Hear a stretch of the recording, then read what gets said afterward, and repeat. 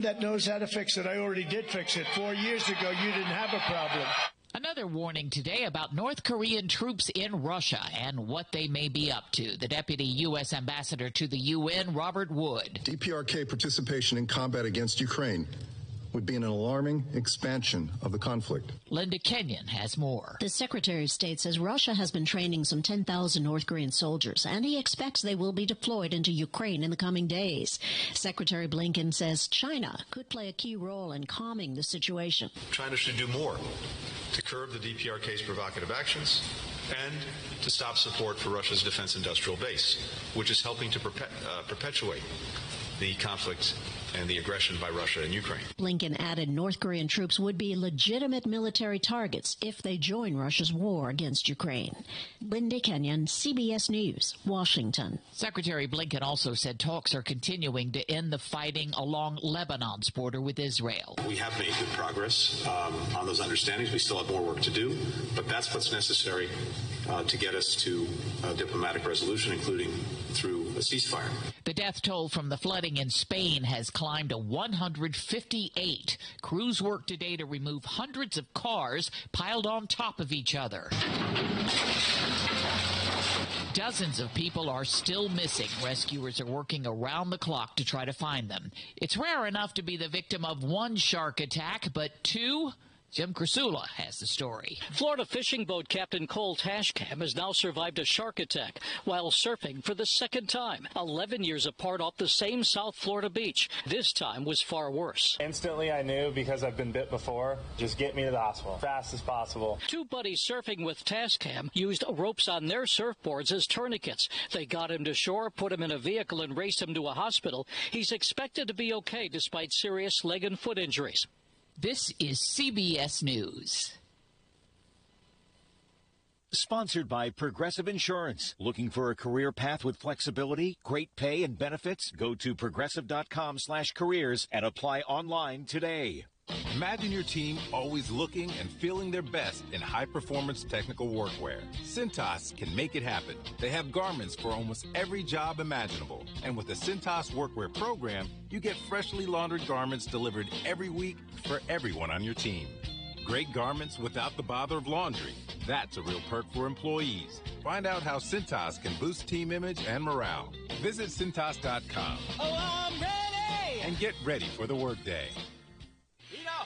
Let's bring the nail gun over here. Jose stands tall atop his sustainable flooring company. Totally. It's renewable and moisture resistant, but we have several green options too. Or we got some beautiful reclaimed oak.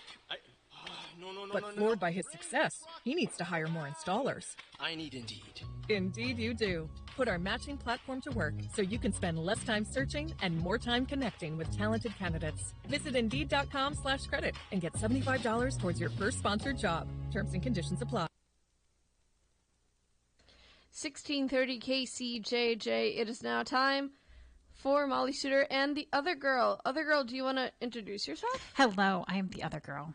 I'm the devil to Molly's angel. That's right. So if you're watching on the stream right now, I am partially in costume. My friends and I are going out after the show, and so I am an angel. That is my Halloween costume, and I thought I was going to have to take off the headband, my Halo headband, to make room for the headphones, but no! I have both of them. It was meant to be. It was so cute. You're like looking down at your phone. Oh, yeah, and you can see not paying attention. I see this little halo. Yes, so happy Halloween, everybody. I did most of my festivities last weekend, so I have completely forgotten that today was Halloween until everyone started saying, oh, happy Halloween. I'm like, oh. I took today and tomorrow off, mostly because I didn't want to deal with the festivities. So. Oh. I like festivities. I just I don't have the energy to, like, I was excited. I had a costume picked out. I bought the wig. But when it came to, like, trying to find, like, the other pieces, I lost energy. Oh, wait, what was the costume supposed to be? Do you ever watch What We Do in the Shadows? No. You should. It's a really funny show. But I was going to play Nadia. My coworker was dressing up as Teen Colin. If you watch the show, you'll know exactly what I'm talking about. Mm-hmm. But I'm like, oh, I'll be Nadia, who is the female Okay. vampire character in the show. But Oh, so maybe it is next a year. vampire show. I thought I was confusing it with Dark Shadows for a second. No, I don't know if I've watched Dark Shadows. That's like a horror show, right? That's like no. I think it's just really old. I think it's like from the 60s. It's or like 70s. from the Goosebump era, isn't it? Isn't it What? isn't it kind of like Goosebumps, that series? No, Goosebumps was like my time. I know, but I'm trying to. Here, no, we're gonna look it up because I can't remember. Dark Shadows, I think, had a vampire in it, but I can't remember. I really thought Dark Shadows. But no, it's was not. like- It's What We Do in the Shadows. It's the premise is it's a documentary about a coven of vampires. Not coven, whatever they call themselves. Oh, What do they call themselves when they're in that? I don't group? know. There's like a name for it. Oh, it was a TV show from 1966 to 1971. Before my time. Yeah. Why do I know about it then? I think they've done a Dark Shadows movie, and I feel like They have. Yeah, Johnny it was- Depp or something was in it. It was in 2012, I remember. Yeah, so that's how I know about it. But yeah. So did you get any trick-or-treaters before you got here? I wouldn't know. I turn off my lights, and What a buzzkill. I know. What a buzzkill. I don't normally do that. But for years, we didn't have a house that we could do trick-or-treating at because, like, it was, when you have a house that, like, the front door isn't your front door, does that make sense?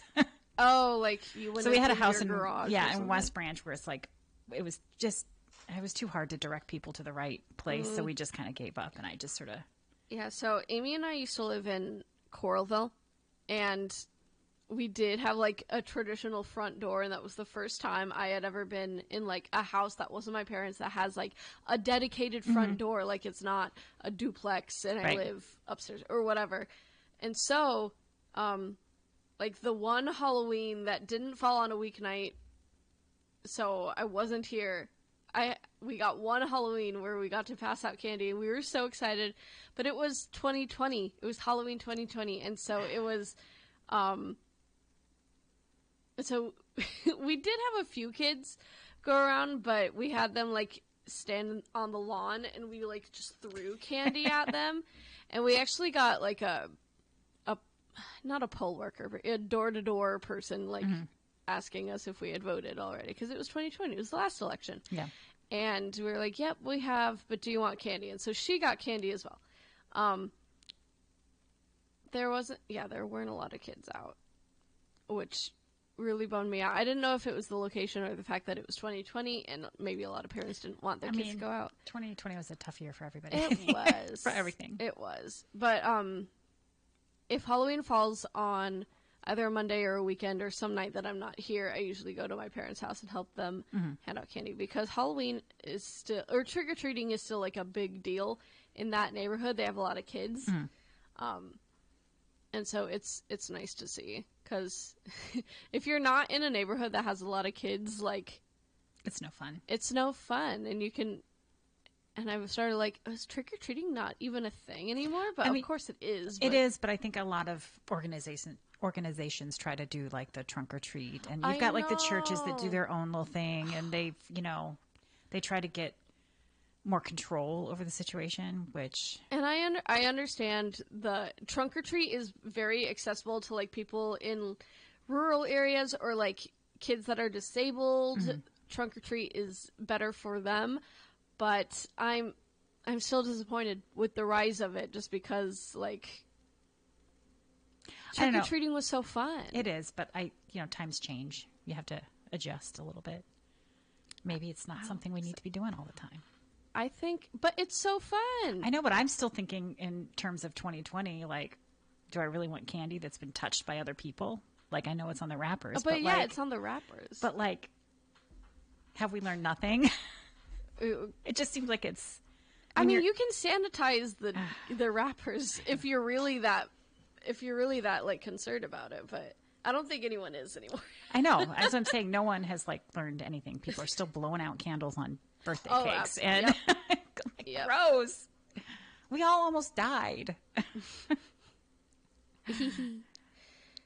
Yeah. So one year when I was a kid, trick or treating was always a big deal when I was a kid, which is partly why like I don't want the tradition to die for other kids. Because like my neighborhood always had a lot of kids. I lived in like a neighborhood with a series of cul-de-sacs, and so it was always really safe. There's no like speeding cars or anything, and so you could really just like run across the street and it was fine. But one year we got so many kids that we ran out of candy, and we had to start giving away like Kool-Aid packets and Pop-Tarts. You can just turn your light off. No, that's no fun, Cindy. It's like a sitcom episode where you accidentally give them condoms because they look like little packets of candies. No, that didn't happen.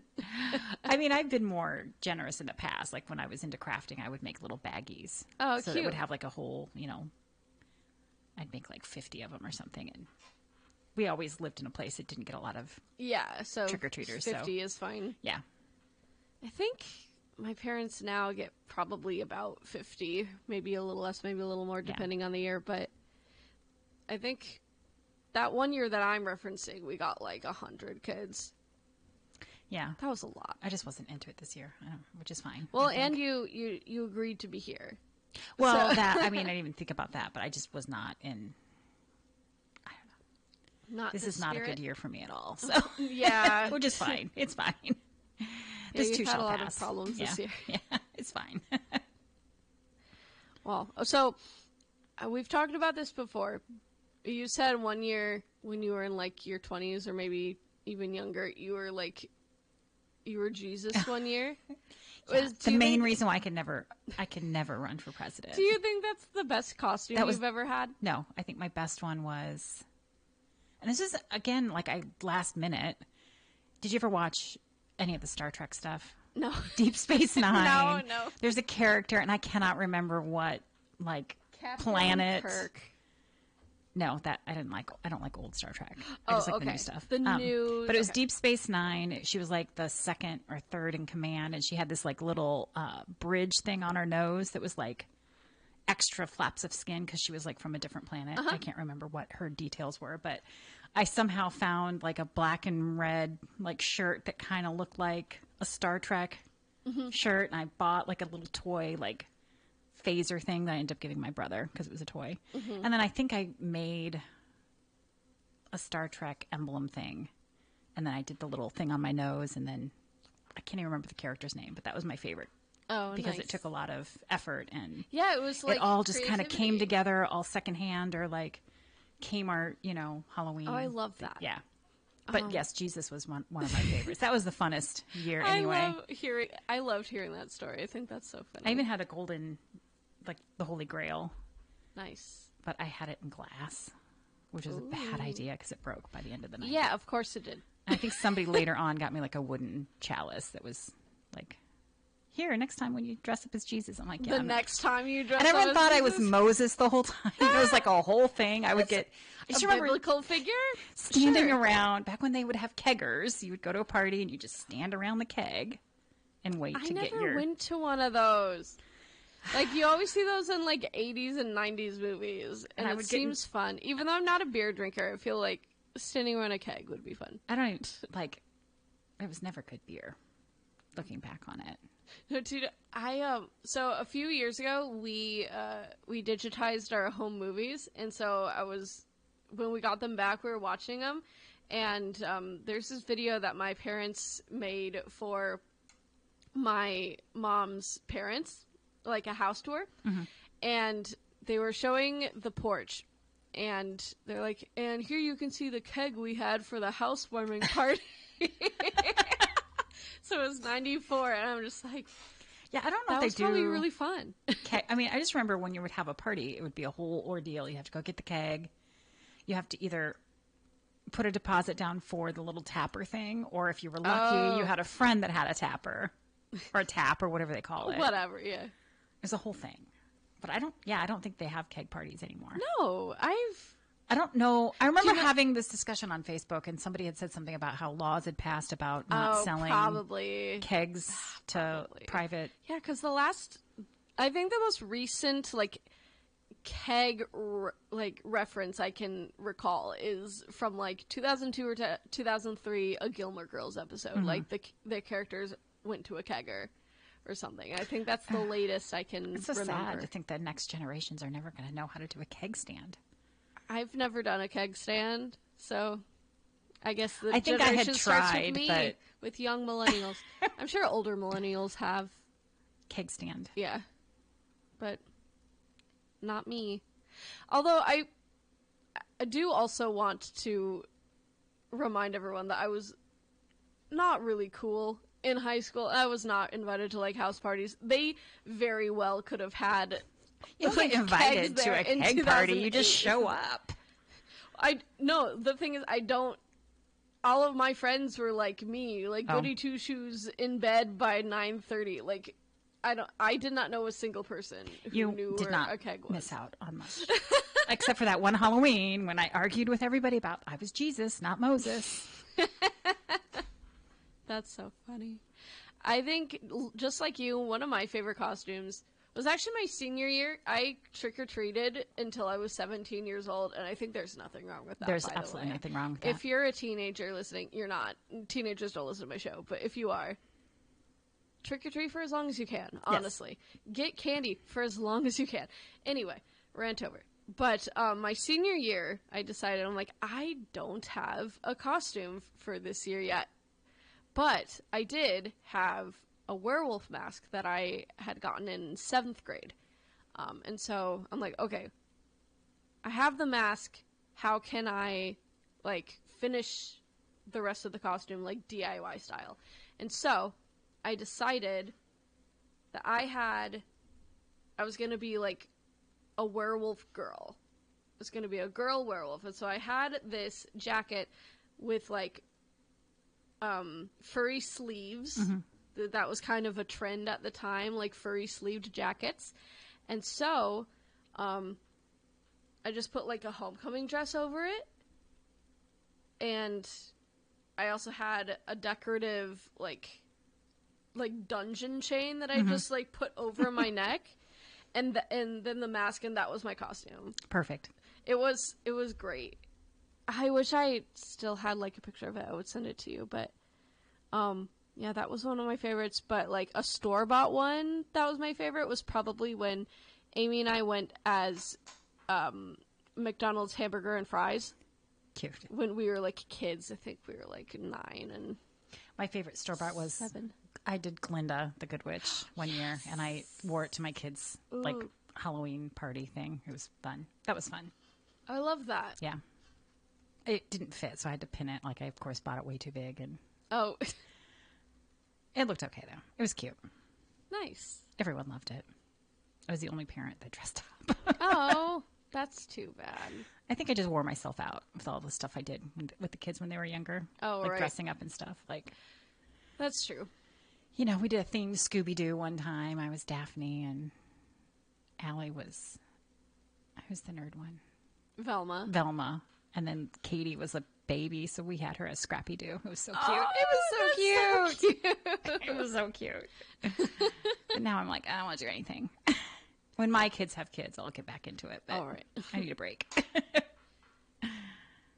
I really like getting into whatever holiday spirit, like whatever holiday it is, the spirit of that holiday. Except Thanksgiving. I think, and this is a hot take. I understand this is a hot take. I feel like Thanksgiving is overrated. I mean, it's nice to get... I mean, food is nice. Yeah. Getting together with family is nice. But we do that a month later with Christmas. I know, it's a lot. They need to spread Thanksgiving exactly. out Well, like, to, you know, summer. You know, Canadians, they celebrate Thanksgiving in October because, like, they give thanks for something different. I'm not exactly sure what it is, but it's in October, and so it makes a little more sense. Just so we have, like, you know, they have 2 months before Christmas. And it makes more sense just to have them spread out a little bit. So I mean, I do like them a little close together just because I can usually keep my house clean for about a month. So I clean it for Thanksgiving. And I am, like, ever since COVID hit, we just aren't doing the big family things anymore. It's just like our own individual families. Like me, my dad, sister, kids. And that's about it, which is fine. because I host it. Oh yeah, so you don't want to do all of the things. And I can do. They all love. I don't know, for some reason everybody loves green bean casserole, which I do not. It's fine, but it's not my favorite. The only reason why I've made it all these years is because it's like the cheapest thing to make, and people love it. People apparently. really like it. Like if I don't make it, I get in trouble. But I just think it's the like. We get. I think the last I want to say 10 years, maybe a little less. It's just felt like 10 years anyway. But we get our Thanksgiving meal catered by the Bread Garden. Oh, yeah. It's like a 6-person catered meal. And the last few years, there's been some attrition in my family. And so we get more and more leftovers. But this year, we have some family friends that moved back to the area. And I think we're going to try to do a combined Thanksgiving. So if we do have the Bread Garden cater again, I'm going to make some supplemental dishes. Probably another stuffing for sure, because their sausage stuffing is the best on the menu. Is the best, and it's always gone within I'll 5 minutes. Just about anything, but stuffing is. I have a very strong opinion about stuffing. I think it is a waste of bread. I don't know why you are using perfectly good bread to put into mush. It's so good. No, it's not mush. It's moist. It's gross. It's moist. I used to feel the same way about you. Not about you, but the same way you do. Sorry. Did I get mushy? No, but so in years past, my mom has only made cornbread stuffing or dressing, as she calls it, and I didn't like that because I don't like cornbread. But once we started getting Bread Garden catered, I love the sausage stuffing that they make. I'm sure it's a perfectly wonderful so stuffing. good. I just think it's a wasted dish. I mean, that's... And it's a dish that people like. Do you know what? That's fair. That's so fair, because there is this one dish that I don't like. It's this corn-based dish. It's corn casserole. Oh, I love corn casserole. That's my favorite thing. With corn and then cornbread mix in it. Oh, God, it's the best. It's like a corn souffle. Yeah, it's a corn... Yeah. No. I'm not a corn gal. See, that's my favorite dish. And that and I usually do a hash brown casserole of sorts. I'm not a corn gal. It's both a texture and a taste thing. I don't like it. So that goes untouched by me. I'm a it. bread girl, and I get deeply offended when you turn bread into stuffing or pudding. Bread pudding is disgusting. Pudding. No, bread it's pudding disgusting. is so good. And I've tried it a couple times because I keep thinking, God, everybody seems to like it. Yeah. It's gross. I think you're a purist. You're a bread purist. Maybe. But I always have a box of whatever the box of stuffing my dad likes. Oh, yeah. And I usually end up making him or one of my kids make it because I always forget. I'm like, I've got the 'cause you box. don't I like just it. don't like it. It's not so I'm making 10 other things. I also like turkey, obviously. We don't even do turkey. Do you know, I know so many people who don't even bother with turkey anymore because they're like, the side dishes, the quote-unquote side dishes are so much better. And, I'm not going to sit here and say you're wrong because you're not. But, I still love the turkey. Sometimes if I've got the budget, I'll just buy, a little like a turkey breast. Yeah. That's already done. That is enough to feed people if they want turkey. But generally I use that as an excuse to, try something different. I have a friend who spent Thanksgiving and Christmas with us a few years, and she brought her mac and cheese recipe a few times, and it's so good, and so we always make mac and cheese now too, even though that wasn't historically a thing that we did, but it's so good. Yeah, that's a good side. It is. Let's see, what other... Cranberry sauce? I don't do that. I like cranberry sauce. We've not been a cranberry household, so. That's fair. But you like it in the can where it just comes out in I a little gel thing? I like both. I like both homemade and then just the can. I guess I've never understood, is that like a side dish or do you put it on stuff? You put it on stuff. Oh. You put it on either your turkey. Maybe that's good. why I don't like it, because I don't Yeah, because like if you, turkey. I mean, you can probably eat it by itself. It's fruit, but like, yeah, it's meant to be put on turkey, or I guess some people just like they put everything on their plate and then just drench it in like gravy and then put cranberries That's on it. just- So it's all going to the that's same just place. crazy. It's all going to the same place. So that's another thing. Like my uncle Billy, he used to make. And this was more for Christmas than Thanksgiving. He did it on Thanksgiving too, but this was definitely a Christmas thing. He was in charge of the gravy, and it was always so good. He starts with like a stick of butter, and we don't know what else he did with it, because every time like either mom or dad or somebody was tasked to like look and see how he makes it so we can make it too, like they always got distracted. And so when he died, the recipe died with him. And so we've tried to recreate it. I know, but you've got it's the not important same. part, the stick of butter. The stick of butter. Yeah. I think that is the So many important people part. make gravy and they're like, oh, we got to follow the recipe. No. 3 tablespoons. No, you put it all in. You use all the grease. Like I had a mother-in-law that tried to teach me how to do gravy, and she would like measure out the grease. And I just use whatever's in the pan. Yeah. You know, if you're like making bacon, that you use all that grease and then add butter and. Yeah, that sounds delicious. Yeah. It sounds delicious. I love making gravy. It's my favorite thing. Ooh. Yeah. So you think stick of butter? Well, is the I think correct... my rule is whatever you're using. Well, you can use extra butter, but if you're using like 3 tablespoons of butter, use 3 tablespoons of flour too. Oh. I don't know. I think with extra butter it'd be fine. That would make it extra tasty, I think. Yeah. But then I also use whatever. I make gravy for like sausage gravy for biscuits and gravy. Oh, I don't like white gravy. Oh. No. But I don't like.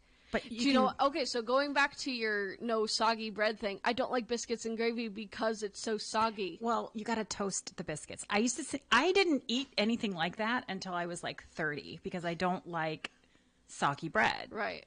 But once I started realizing that if you get the biscuits and you get them crisp enough and you eat it quick enough, like I tear my biscuits up first, then I put the gravy over it, and then you eat it quick enough so it doesn't get all soggy.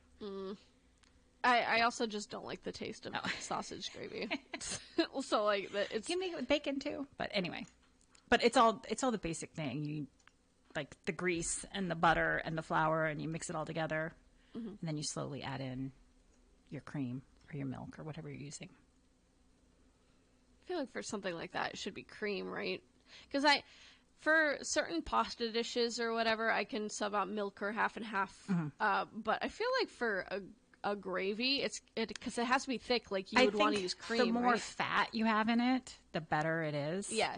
But I have made gravy with like 1% milk. Oh, really? To try to reduce. It's not as good, is it? No, but it's the same I mean, it tastes the same at the end of the time. Yeah.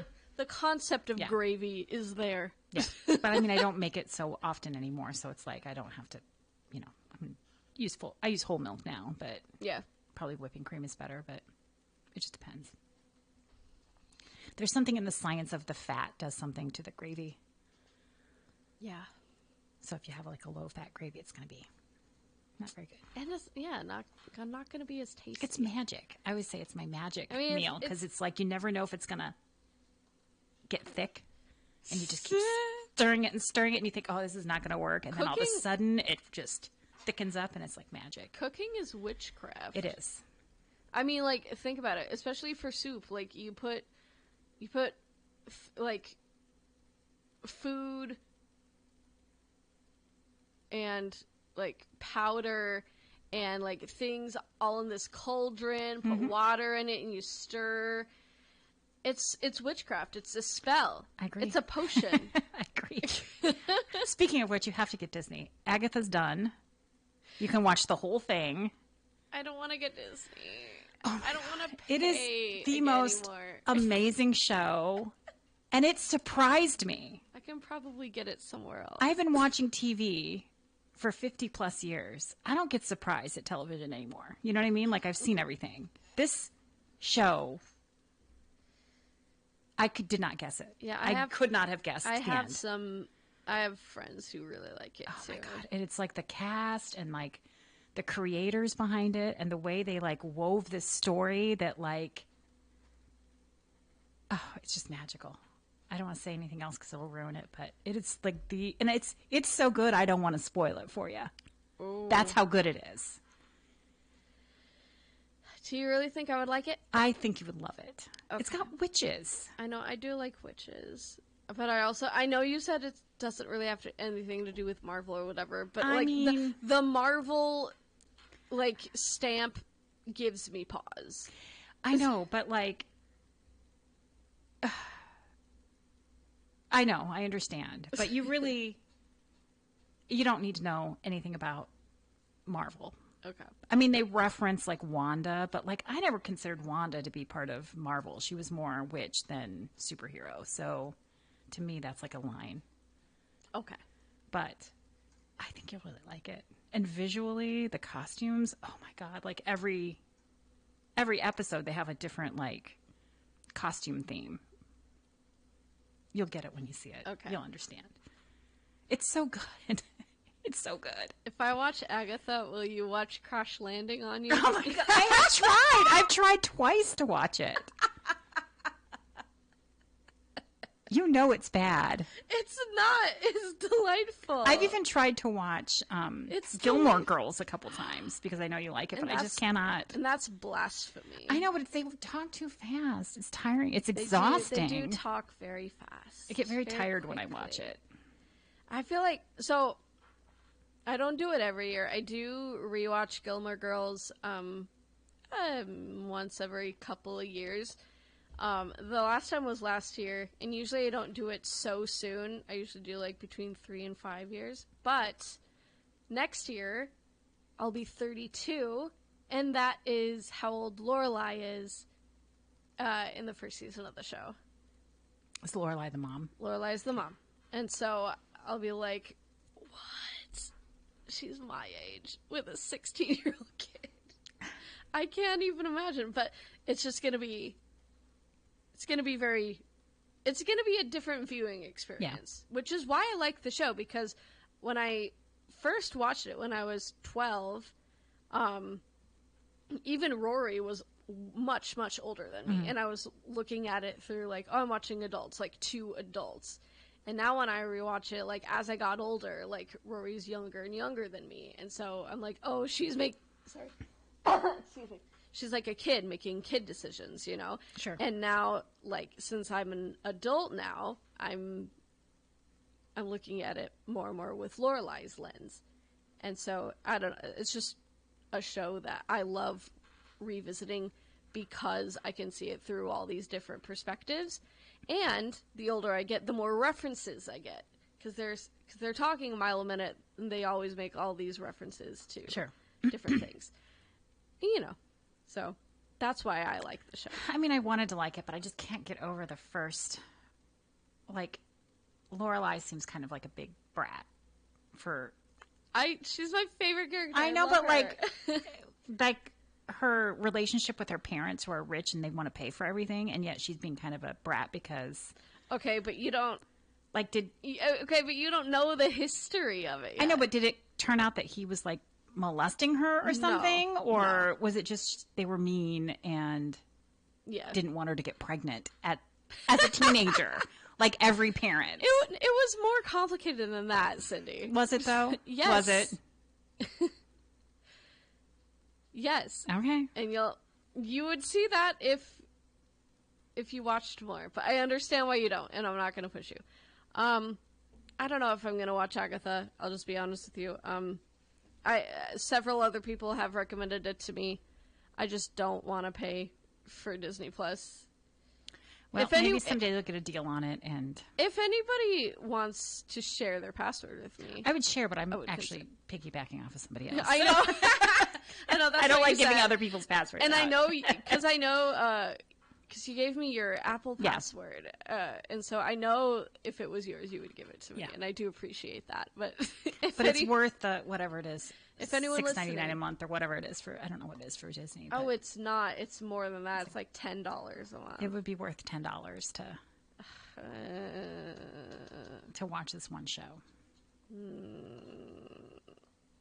don't know. It's got girl power. I know. It's lesbian coded everywhere. It might turn you into lesbian, I'm pretty sure. Did it turn you into I don't know. I'm a little confused. It is so good.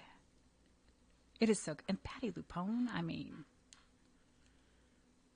they got her into the Marvel Universe. That's kind of amazing.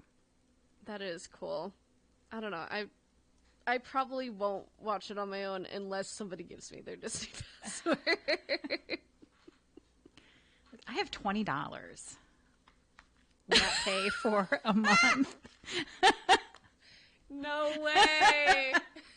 I really want you to watch it, but you'll watch it when you're ready. Okay. I think your parents would like it too. They like all of these big shows, don't they? Yeah, if my parents wanted to get Disney. Tell them to get Disney so that you can watch it as a family. Or so I can just share their password. Yeah. I already share every other password. As it should be. Yeah. I canceled Disney when I moved into my new place, though. I had it for a year because I wanted to watch the Percy Jackson series. Oh, yeah. Which I actually didn't love. I watched the first couple episodes. I didn't really get into it. No, I really like those movies, but I liked the movies too, and nobody else liked the movies. I did, but apparently this series is more like true to the book series, and the author had more of a say. The author does not claim the movies, even though I think the movies are much more engaging. I don't remember disliking them, but I remember watching. I mean, the kids wanted to see them, so we watched them. And also, but maybe it's also just because, like, I'm out of the demographic now. Percy Jackson is, like, middle grade. It's for, it's for kids. It's for, like, 12 to 15-year-olds. Yeah, yeah. And I'm not a 12 to 15-year-old anymore, so maybe it just wasn't for me. But yeah, I didn't love it. But I had it for about a year. It's worth it. And I tried to watch Renegade Nell, too, and I watched... I love that season. I watched the first few episodes, and, like, it was fine, but I couldn't get into it. I loved it. I watched it, I think, the whole thing in one day. Oh, yeah? Yeah. I did that for Paper Girls. And Because she was in something else. What was she else? Oh, Dairy Girls. Okay, I was going to say. Yeah, no, she was Orla in Dairy Girls. Because I watched that in, like, a week. Well, you can, because it's only 6 episodes this season, and they're, like, 30 minutes. I keep seeing TikToks of people dressing up as the Dairy Girls for Halloween, and they're, like, lip-syncing to the scenes. It is so funny. If I find them, I'll send them to you, Cindy, but... Yeah, so they find, like, this one guy to do James, and that show is so good.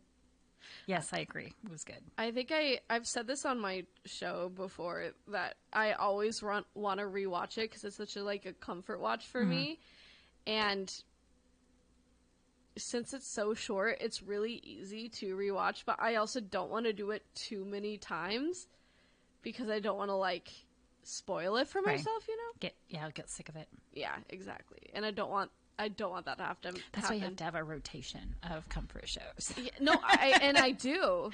I'm rewatching one right now. I'm almost done with New Girl. Mine is People's Court right now for some reason. I don't know why. Because I haven't seen all the episodes, so it's like, right. If you can find it playing, it's fun to listen to. My water is empty. Oh no! My water. You need a bigger cup. I'm on the TikTok of all of the costumes that have all the random weird TikTok accounts that probably no one else follows. Do you follow the girl? I think it's Dadson Farms or something, and it's a young lady who's in her high school. She looks like she shows pigs, big hogs. Mm-hmm. And she's always very well dressed, and she always has this very stern look on. And she's very unique in the way she shows pigs. And for some reason, she's just popped off on TikTok. And there's another woman who looks kind of like her, and she dressed up as it. And then this account that has the the real girl. They keep like sharing her stuff. It's super cute when that happens. No, that hasn't popped up on my. But I don't know if anyone else would really know. There's like a handful of people who follow. I mean, it's a popular TikTok account, but like. Right, but there are popular creators on TikTok for like every little niche there is. And unless you're in that niche, you really don't know. Right, exactly. It's kind of like my Nadia costume only would have hit a handful of people because not everybody watches that show. Right, exactly. Which is great. I won't make you watch that one, though. I really think you should watch Agatha. I don't know. A few people have told me that. They're right. Maybe I'll ask some of my friends if I can just mooch off their password. I'm trying to check our the chat. Nobody's in. No, it's just Elvis. Elvis says my costume is a Molly Suter show listener. Awesome. It's a great costume. And nobody else is in the chat, but it is Halloween. You must know. It is Halloween, and so people are passing out candy. People are going to parties. People are. What else do you do on Halloween? Watching scary movies. So I don't know how many people are listening right now. I don't know. No, and I'm kind of glad I don't, because like before I started like working full time here, before I knew like how all of this worked, I thought maybe there was like a little counter that like showed you like 42,000 people listening right now or whatever. I'm glad that doesn't exist, because that would intimidate me. I mean, I've always been curious, but oh yeah, I am too. I feel like even if it was like 300 people are listening to it, it'd be like, oh my god, that's 300 people listening to me. That's a lot of people. What am I saying that's that interesting? Like, when really they just have the radio on and they're going about pretty their business, much not listening. Yeah. Well, I think of that for this show too. We get compliments on it all the time. They're like, I love when Cindy's on with you. I'm like, great. We're just kind of chatting. Yeah. Two girls talking. Yes. Yapping about mostly TikTok, actually. Yeah.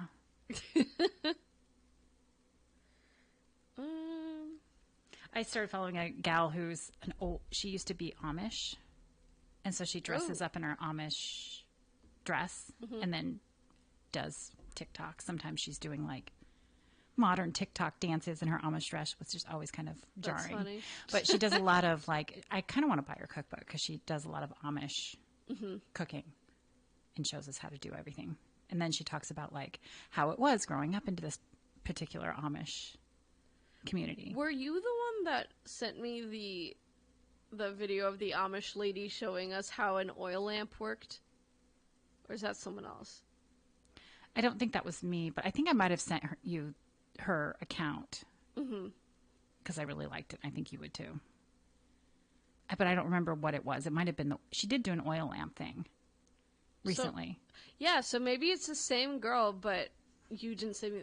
Actually, no, it was my friend Anna who sent me that video. It wasn't you, but then we're all mesmerized by her. I mean, but but this girl is still Amish though, or like just Amish enough to where like she can't use like electricity in her house or whatever, but she can use TikTok. I guess I don't know. No, this girl's full out, but and married to a guy who's ex-Amish also. So she's out of the community, but she still has the accent because her first language is like whatever weird Dutch. German Amish mix. It's like German. Yeah, Dutch, it's like some language that only their little community, not a lot of people speak, but she has a very thick accent. It's cute. That's why I love TikTok. You can see like a peek into other people's lives. It's interesting. I like TikTok a lot too. There's another guy that I'm like fascinated with. I think it's like Daniel Sang or something like that. I can't remember his full name, but he is like 40 something. His mom is 70-ish and his dad died a few years ago. And it was pretty clear that his mom was, getting older. So he decided to quit his job and like be her caregiver. And so he like splits his time between her house and like, I think he lives in New York too.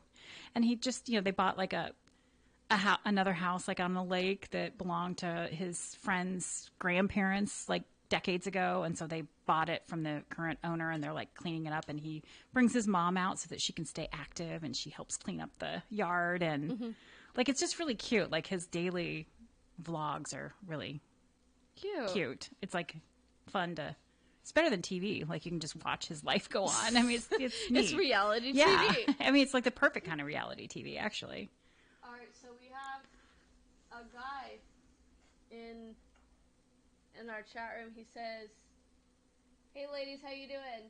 Kick off your shoes and socks, put up your feet." I know that just means like relax and stuff, but it looks like you want to see her feet, and that's not what this show is. That show comes on later, and there's a charge up front. What are you ladies gossiping about? Nothing, really. TV, TikTok, Halloween. That's what you missed, pretty much. I have had to top off my Spotify twice in the last like 2 months. Wait, what do you mean? I got caught up in all of these. Like Spotify has every single historical book ever made. Oh, the audiobooks. Yeah. And so like it's perfect because it's kind of like a podcast about information. So you can listen to it and it's pretty easy to like stop and start. But like I found all of these books about like the Tudor dynasty and like Catherine de Medici. And right now I'm trying to get through, I don't like it, so I might change it, but like a book about Marie Antoinette. You know, it's just like, and each book is like history. So it's like 30 hours long. So it's not an audiobook, but my mom was talking to me yesterday about how you're in like your Tudor phase, and she just gave me a book called The Tudors in Love, and it's about like, you know, it's about Catherine of Aragon, Anne Boleyn, things like that. But she says that the author of this book takes a really good, like, an interesting perspective of it, and so I was gonna give it to you tonight, but I forgot to bring it. Oh, just send me the name of it, because I'd rather get it. Oh, you'd rather on listen to it, or okay, on electronic.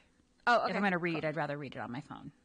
That's so fair, because like I almost exclusively read on my phone too. Well, I'm just not ever going to remember to bring the book with me, so I have two apps. I have the Libby app and I have the Hoopla app. That's like good for ebooks, and then I have Spotify Premium, so I can have the audiobooks. And that's pretty much how I read. I do have physical books. I am reading one now, but I also prefer reading electronically, just like you. I mean, that's the only way I'm going to do it on the regular, if I do it at all. I don't know what the author is for this. I'm just going to send you the title. And I know the cover is red. There you go. Tudors in Love. Okay. The Tudors in Love.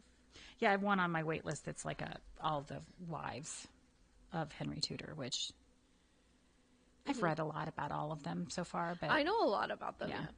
But like the other ones, I like reading, like Catherine de Medici. I didn't really know a lot about her life, but like she was the one that was the Serpent Queen, that TV show. Yeah, so it's like I kind of wanted to see. Yeah, that's another show that you've recommended to me, and I just don't watch a lot of dramas now, just because when I watch TV, it's usually when I'm winding down going to bed, and so I don't want like a really heavy, like lore heavy, and that's when like my comfort shows come in. Like I'm watching sitcoms, I'm watching really light things before bed. I'll get around to it eventually. But well, I mean, if you like the White Princess and the Red Queen or whatever those ones are called, you'll like Serpent Queen. I haven't seen those, but I know we've talked about how much we didn't like the Spanish Princess. I did not. I couldn't even finish it. I watched like maybe the first 3 episodes, and like I didn't like how they did it at all. I didn't like that actress. She was fine. I just it felt like it didn't know what the tone of the show was. It didn't know if it was going to be serious like a Game of Thrones or an Outlander, or if it was going to be like a CW show. and I felt like it was a weird mix of both. Yeah. Yeah. You know? Like, especially Catherine and Henry's relationship. Like, it I don't know, it played out like a CW show. Well, and I want to read about her mother, because she was like a warrior queen. Yeah, she was. Oh, what was her? Isabel? Maybe. I don't remember. No, I think Isabel might have been her. No, it was Isabel. Because wasn't she Isabella like Costello. went to war? Like, I might have to find a book about her. Wait, I'm looking this up. I Once Upon a Time knew. Because that's what really fascinates me, is all the women of this era that became. Upon a Time, I was like, well versed in my Spanish history, but I am not anymore. But like the women that became leaders. Yeah. In a time that wasn't happening. That's what I like reading about. Let's see. What's your? Yes, Isabella. I was right. Isabella. Yep. Yeah, she was cool. Isabella and Ferdinand of Aragon. That'll be next on my list, probably. What, is there a show about her? No, oh, no. Just to read. Oh, reading. Okay. Yeah. Because every time I listen to a book, I like make a mental list of like, oh yeah, I want to read about that person and that person. You know, because they'll mention people in passing, and then I do that too. But the thing is, my mind is a scary place, and there's so many of those lists yes, going on simultaneously all at once, and it never stops. That's what I like about having my phone. It's like when I'm listening to one book, I can start searching for another one and just put it on my like read next or listen to next. One of my problems with reading is like I am so interested in so many things, and I want to read all of the books about everything all the time, but I am a really slow reader, and so I get ahead of myself, and I'm reading the book, and it's hard for me to not like skip ahead, like, oh, what am I going to read next, and after that, and after that, and after that, and after that, and after that, and after, you know. Yeah, it's like me and crochet. I don't want to finish this one until I, 10 other projects in my mind. Yeah. So, which is why I like audiobooks, because like I can just listen to them in my car, and then like it only takes me usually only a few days. Yeah. Yeah, I've got a couple. I mean, both my jobs I can listen to stuff while I'm working, so it works out real well. Yeah. I can like look like I'm paying attention, but I'm really listening. I'm really not. To the history of the world. Through the perspective of women. Ooh. That's basically how I'm. Oh, by the way, if you're on our live stream and you see the description with Rex Brandstatter, that's did you not change it? No, that's a mistake. Rex is not here. That's who I should have dressed up as. Yes. And this show could have dressed up as Senior Talk, and we could have attempted to do That's Senior Talk. That's what you're trying to do. You're trying to. Yeah, it's the costume.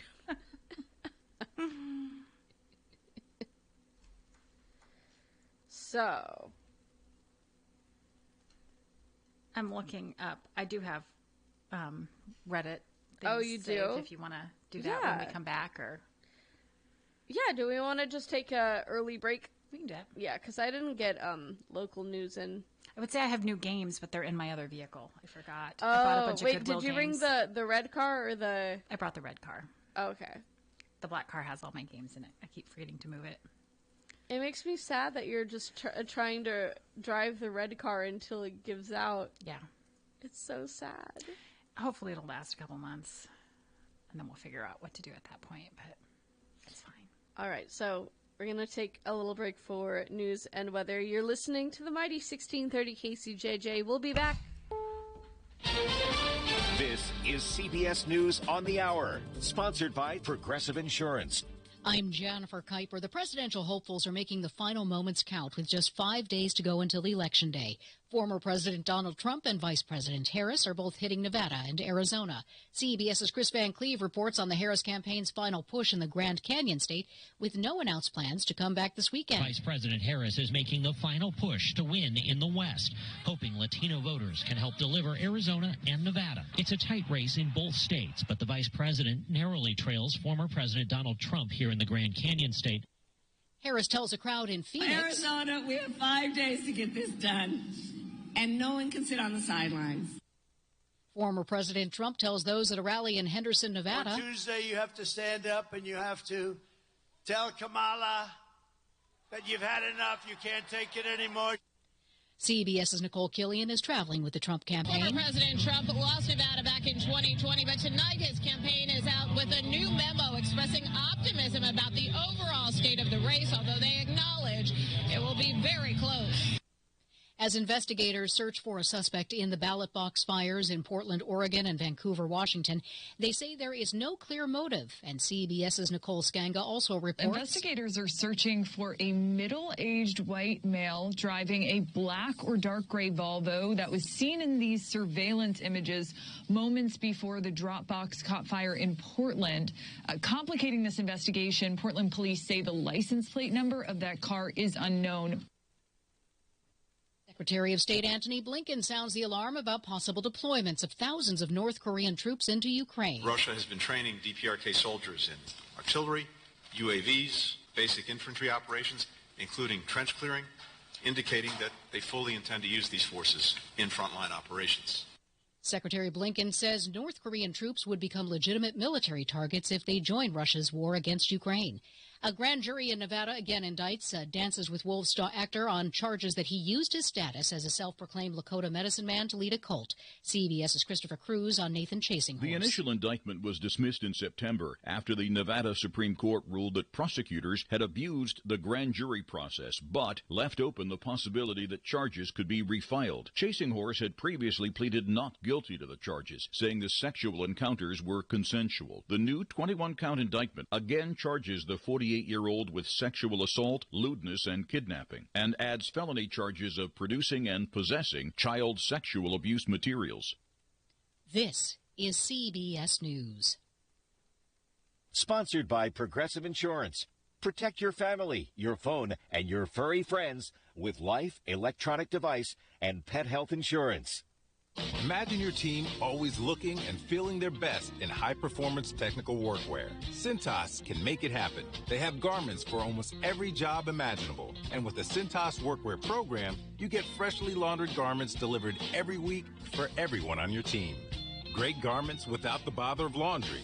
That's a real perk for employees. Find out how Cintas can boost team image and morale. Visit Cintas.com. Oh, I'm ready! And get ready for the workday. Let's bring the nail gun over here. Jose stands tall atop his sustainable flooring company. Totally. It's renewable and moisture resistant, but we have several green options too. Or we got some beautiful reclaimed oak. But floored by his success, he needs to hire more installers. I need Indeed. Indeed you do. Put our matching platform to work so you can spend less time searching and more time connecting with talented candidates. Visit Indeed.com/credit and get $75 towards your first sponsored job. Terms and conditions apply. From the Hertine and Stalker Studios in the heart of the Hawkeye Nation, this is the mighty 1630 KCJJ, Iowa City. Hertine and Stalker Jewelers, making memories, making moments. Now, Iowa City's News First. I'm Tommy Lang with KCJJ News. Registered voters included on a list sent last week to Johnson County election officials by Iowa Secretary of State Paul Pate will start receiving overnight letters from Johnson County Auditor Aaron Shane and Johnson County Attorney Rachel Zimmerman Smith explaining the steps to take to ensure their vote is counted. According to Pate, the list contains the names of 295 people who at some point in the past indicated to the Iowa DOT that they were non-citizens. KCJJ previously reported Pate's list goes as far back as the year 2000. The letter explains Pate's directive and invites recipients to provide proof of United States citizenship to the auditor's office to confirm their eligibility to vote, whether prior to or on Election Day. The The letter also explains to those who have already voted how to cure or verify their ballot. A joint statement from Shane and Zimmerman Smith said, quote, "Protecting the integrity of our elections is our #1 priority. However, we are concerned that the timing of Secretary Pate's directive and challenges may discourage eligible voters from casting their ballots or from having their votes count. We are committed to making sure that those legally eligible to vote in Johnson County can vote safely and efficiently and have their votes counted. We remain vigilant in investigating and reporting any suspected misconduct or irregularity to the Secretary of State and to law enforcement. Any questions can be directed to the Auditor's Office at 319-356-6004. Johnson County voters can cast their ballots Friday and Saturday at the North Liberty Library, 520 West Cherry Street in North Liberty. Those hours Friday and Saturday, 11 to 5. There will also be early voting at the Auditor's Office and drive-through voting at the Johnson County Health and Human Services Building weekdays from 8 to 5, with special hours Saturday and Sunday. For more details, go to the Auditors section at johnsoncountyiowa.gov. An Iowa City man has been sentenced to 12 years in federal prison for receiving child pornography. According to public court documents, law enforcement received multiple cyber tips from the National Center for Missing and Exploited Children that 23-year-old Cody Long had uploaded files containing child sexual abuse material. Law enforcement searched Long's cell phone and a computer located at Long's Iowa City residence, which revealed approximately 100 images and 25 videos of child sexual abuse material. After completing his term of imprisonment, Long will be required to serve an 8-year term of supervised release. There is no parole in the federal system. Long was also ordered on Tuesday to pay $10,000 in restitution. In addition, Long will be required to register as a sex offender. In sports, the University of Iowa women's basketball team easily defeated Missouri Western, doubling their point total with a 110-55 victory Wednesday night at Carver Hawkeye Arena. Villanova transfer Lucy Olson dished out a team-high 6 assists and added 14 points in her Iowa debut. She talked about how she felt taking the court at Carver Hawkeye Arena for the first time as a Hawkeye. Wow. Yeah, I was trying to take it all in because it's just like one of the coolest experiences. And yeah, I've imagined it so many times, but nothing feels quite like it. And it wasn't even like packed in there, apparently. That's what everyone says. But I was like, it was loud. So yeah, it was really cool. The regular season officially gets underway next week as the Hawkeyes host Northern Illinois on Wednesday. The 6:30 game can be seen live on BTN+. The 16th-ranked Iowa field hockey team hosts number 8 Michigan Friday afternoon at 5 for their regular season finale. The game is a blackout, so if you're going, please wear black. As always, admission is free. We'll talk more Hawkeye sports on the next HawkFanatic.com segment Friday morning at 9, right here on the mighty 1630 KCJJ. The Iowa Heartlanders shut out Bloomington 1-0 Wednesday night at Extreme Arena. It's the first 1-0 win in team history. The Heartlanders are 2-1-0 through 5 games, good for 5 points. Up next, the Heartlanders play Saturday and Sunday at Tulsa. For their full schedule, go to iowaheartlanders.com. And we have postseason high school football Friday night on KCJJ as number 1 Liberty hosts Waukee at 7 o'clock. With KCJJ News, I'm Tommy Lang. KCJJ Weather, brought to you by Plum Supply. Plum Supply, kitchens and baths. Your home never looks so beautiful. I'm meteorologist Mace Michaels. Clouds linger this evening, then a clearing sky tonight and colder with lows around 30. Mostly sunny for tomorrow, a high into the mid-50s. It warms up this weekend, mostly sunny Saturday, some clouds later and showers towards the evening. A high in the low 60s. And a good chance of rain on Sunday, highs mid-60s. That's weather on the mighty 1630 KCJJ. It's 46 right now. You're listening to Molly Suter on the mighty 1630 KCJJ. Elvis has left us for Matlock.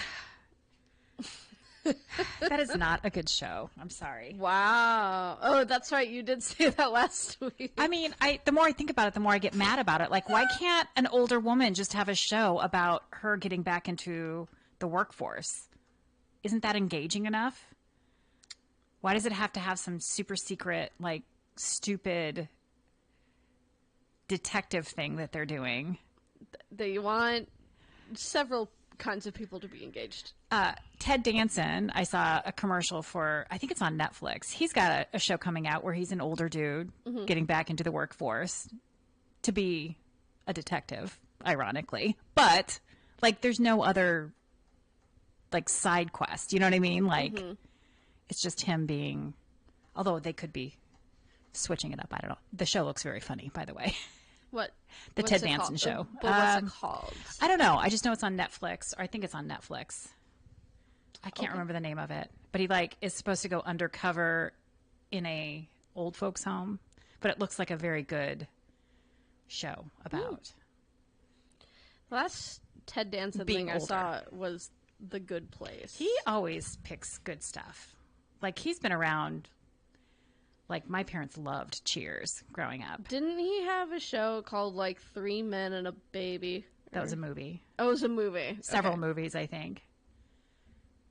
It might have been a TV show at one point, but I know it was several movies. Him and... It was probably movies. Was it like Howie Matt? No. I don't know. Two other guys that were big in the 80s was in it. And a baby. And a baby. That is an adult now. It might have been 3 Men and a Baby, and I think there was a sequel named 3 Men and a Little Lady. Oh, okay. Ted Danson. Who are the other guys? There were two other, like... I haven't seen it. I just know about it. Okay, let's see. 3 Men and a Baby. 1987 film. Oh, Tom Selleck. And, who is that? Steve Guttenberg was a big name back in the day. It was probably him. He might be dead now. I'm not sure. Okay, so alive? Tom Selleck, Steve Guttenberg, and Ted Danson. Yeah, I never understood why Steve Guttenberg was such a big name back in the day, but... I couldn't tell you. I really could not. It was a pretty funny show. Ted Danson has always done good work, I think, for the most part. I think I've only seen him in The Good Place. I mean, Cheers was my first. I know he's had more shows than that, though. I know he's been in like a ton of stuff. I'm sure he has. And he's aged well too, I think. Oh, he was definitely hot back in the day. He's back hot, and he's like only like he's gracefully aged, I think. Yeah, he's a handsome old dude. Yeah, it's not ugly. No. What's that Reddit thing you were teasing? Oh, I do have, and I actually, as I was reading on break, I found one that is like Halloween themed. Oh, okay. Let's hear it. Let me get to it. Okay. Am I the a-hole for not making my daughter apologize to her teacher again for her impromptu costume? I'm the mother of 2 little girls, 6 and 4. My 6-year-old is a funny, happy, and curious little girl. She can be a little rambunctious and ask questions or make comments without thinking how they impact people, which is something I'm trying to work on with her. She's also a kid. She's 6. She's a kid. Like, my daughter loves her first grade teacher and talks about her all the time. Her teacher is actually pregnant and has started to show. My daughter was excited when she learned that her teacher was having a baby and has learned. My daughter was excited when she learned that her teacher was having a baby and has been asking me and my husband all kinds of questions about pregnancies and babies. Mm-hmm. Yay. Okay. Today, her school let the kids dress up for Halloween, and my daughter decided to dress up as Luna Lovegood from Harry Potter. Uh-huh. I thought she'd have a fun day and that her costume wouldn't cause any trouble. I got a call. This is Reddit. Of course it caused trouble. How?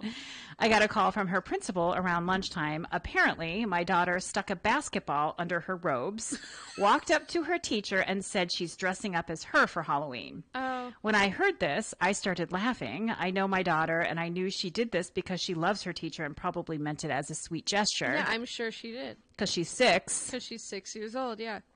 Sadly, the teacher didn't take it that way. She said my daughter was being rude, disrespectful, and commenting on a pregnant woman's body. When Okay, but she's 6. I know. When we got to the school, my daughter was crying. We had a meeting with the teacher and principal, and my daughter apologized for the costume. The teacher was angry the entire time and kept telling my daughter how disrespectful she was and how disappointed she is. What? Why does this woman have it out for, like...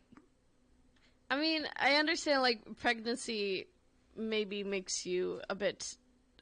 hormonal. And moody. But you're a teacher and you teach 6-year-olds who famously at that age do not have a filter. No. My own, like... they are a-holes.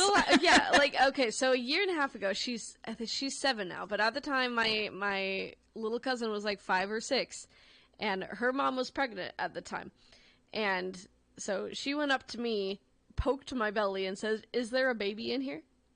Do you have a baby in your belly?" And I'm like, no, it's just kind of big. And so we had to have a chat about how people come in different shapes and sizes. Different shapes and sizes. And just because someone's belly is big doesn't mean there's a baby in it. But I wasn't offended by it because 1, she's 6, and Right. 2, her mom was pregnant, so there Yeah. was a baby in her belly. Yeah. And so... when we were leaving, the teacher told me that she expected another apology from my daughter in the morning. Oh, I said my that's daughter has overkill. already apologized, That's that she overkill. clearly feels bad for hurting her feelings. She said she's learned her lesson and we won't need to continue beating her up for it. The teacher again stated how disrespectful my daughter was and said I needed to go. Again, my daughter was crying and very upset about the situation. I think she's learned that it's not appropriate to comment on a pregnant woman's changing body, and I didn't think I needed to press the point any further. Yeah. I ended up taking her to get ice cream, and we had a fun afternoon, but she's asked me several times if her teacher hates her and if she's a bad girl. Oh. I'm very upset, and I'm not going to make her apologize tomorrow. Not the a-hole. No. Not the a-hole. Several Teacher's people. kind of the a-hole. Why are you turning this into like a lifelong beef Yeah, with a 6-year-old? Why are you why are you beefing with a 6-year-old? It's really not It's that weird. deep. It's really not that deep. No. And several people mentioned, and I agree with this, that she should be requesting a different teacher because there's no way this is going to end. Right. Like this, she's already made this wonderful little girl like hate school probably. Yeah. Yeah, exactly. And there's usually a few different teachers for each grade Usually, in yeah. elementary school. Yeah. That's crazy, but it was Halloween themed. But yeah, not the a-hole. Yeah, this kid is just behaving like a kid. Yeah. If she had been maybe 10 years older doing that, it would be a different thing. But yeah, if she's 6, she doesn't know any better. And yeah, if she loves her teacher and she's excited that she's pregnant, she's doing that in a way that's like, oh, I want to be just like you. And also, she is actually pregnant. Yeah. So it's not like the No, girl's it's not like it's not like, oh, the you're teacher fat. was just I'm fat. not Yeah. I have had people that are well over the age of knowing better ask me if I was pregnant. No, yeah. It's like, no, I'm just fat. No, when I worked... Now do you feel bad? When I worked at Barnes & Noble, I wore this dress that I loved. I loved this dress, but I guess it did hug my belly, which is where I do carry most of my weight and my fat. And so I was behind the counter, and there's this woman. She's like, "When are you due?" And I'm like, "What?" And she's like, "When's the baby due?" And I'm like, "Baby? Oh, I'm not pregnant." She's like, and she felt so bad. She was like, "Oh my God, please forgive me. I'm so sorry." And I'm like, I really loved this dress. I don't know if I can wear it anymore. Speaking of which, I'm on the TikTok of people posting their outfits and telling stories of, yeah, somebody asked me what I was dressed up as, and I'm not dressed up.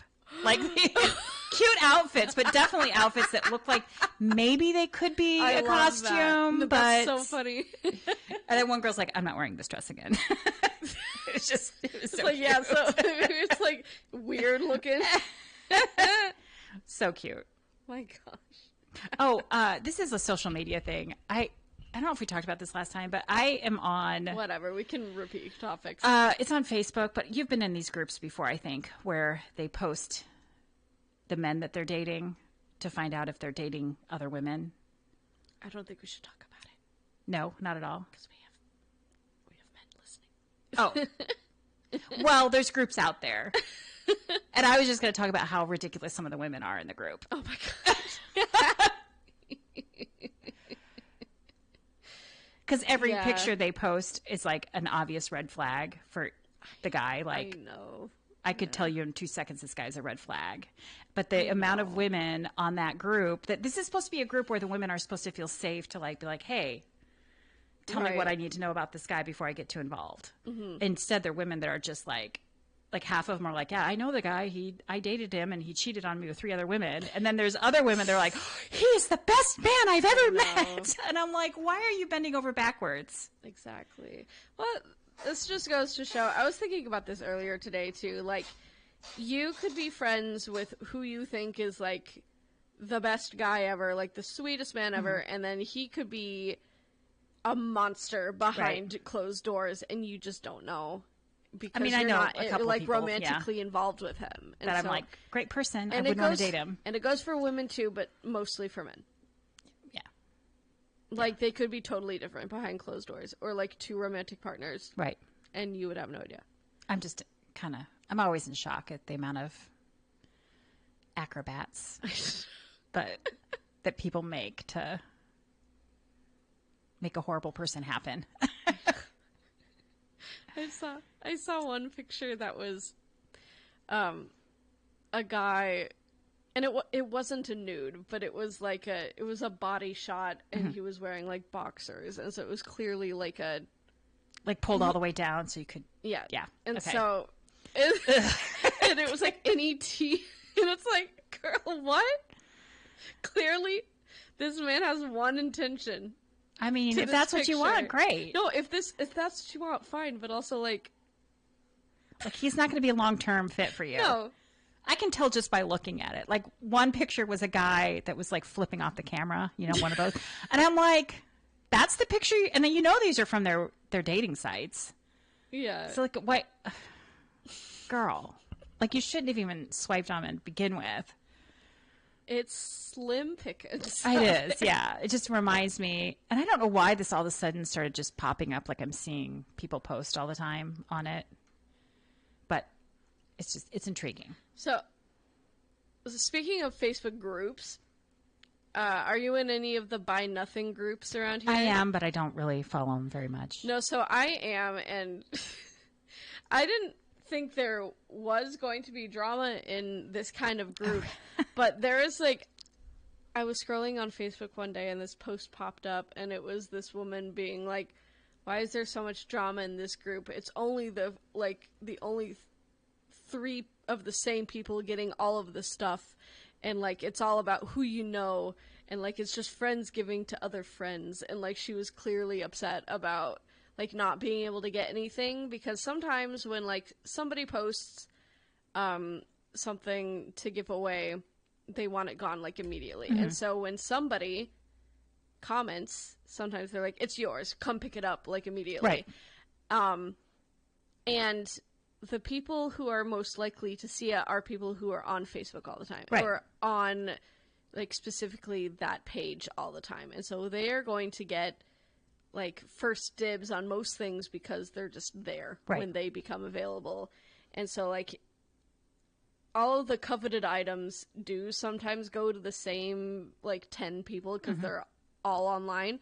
And that's why when I post something on there, I leave it up for 24 hours and then randomly pick. And then if I recognize names, I'll choose a new name, because I don't want it to become just the same 3 people getting all the stuff. But you probably are reselling them. But when I lived in Coralville, I feel like the moderation of the page was a little bit more,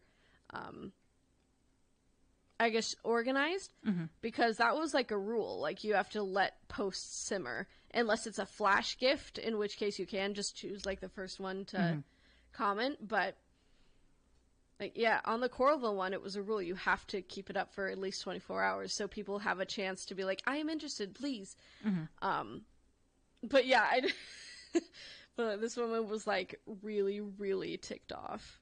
I wonder if I can actually see it. It sounds like the same kind of person who complains about Goodwill employees always take the good stuff before it gets out of the count. And I'm yeah. like, I don't think that's happening. But like, also, that would be a bonus of working for a secondhand store, not Goodwill specifically, but Yeah. they have like certain rules that you can't do that. But like, why are you complaining about that? It's all donated stuff. I don't know, some people just like to complain. Yeah, about free stuff. And I do understand the frustration, though, just because, like, you want a chance to get things, and you're not on Facebook, like, Yeah, I don't work well on those. It's like kind of going to an auction. It's just too much That's a little anxiety bit, yeah. of, like, I always have to think about stuff. I can't find... I'm the type that will go to garage sales, and I'll see something I like, and I'm like, okay, I don't really need it, but I'm going to come back at the end of our trip, and if it's still there, I'll get it.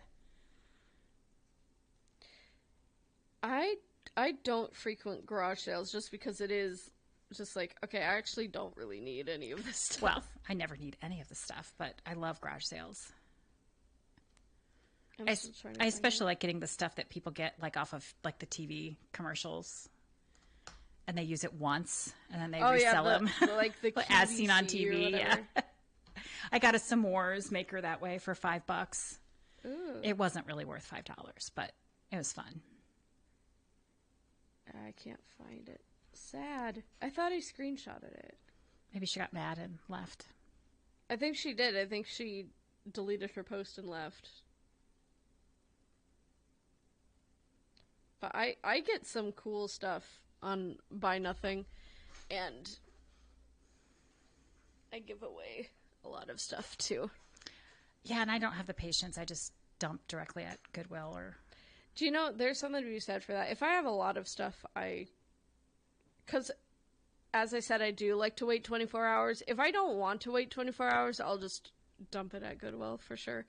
But if it's just like one thing, I'll put it on Buy Nothing.